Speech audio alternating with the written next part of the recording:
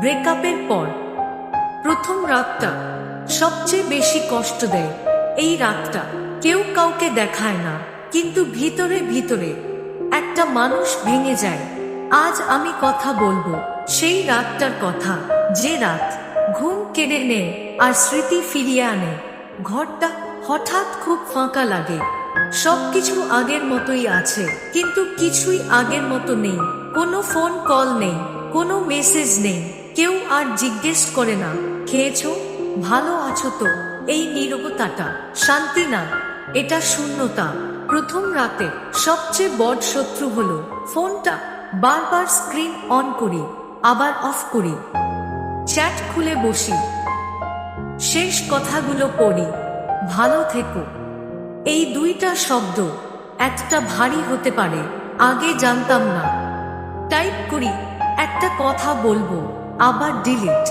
এই প্রথম রাতটাই সব স্মৃতি নিয়ে আসে।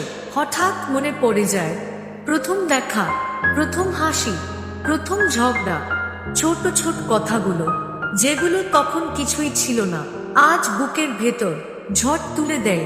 মনে হয় আমি কি বেশি ভালোবেসেছিলাম, নাকি আমি ভুল ছিলাম। চোখ ভিজে আসে, কিন্তু কান্না বেরোয় না, কারণ জানি এখন আর কেউ নেই বলবার মতো। আমি আছি, বুকটা ভারী লাগে, শ্বাস নিতে কষ্ট হয়, কিন্তু কাউকে ডাকা যায় না। এই রাতটা কাউকে মেরে ফেলে না, কিন্তু আগের মানুষটাকে আর বাঁচতে দেয় না। সকাল হয়, সূর্য ওঠে, কিন্তু ভিতরের মানুষটা আর আগের মতো থাকে না। যদি তুমি এই কথাগুলো শুনে নিজেকে খুঁজে পাও, তাহলে মনে রেখো এই রাতটা পার হবে। আজ না হোক, কাল না হোক, একদিন ঠিক ঠিক হবে। তুমি দুর্বল নও, তুমি শুধু সত্যিকারের ভালোবেসেছিলে।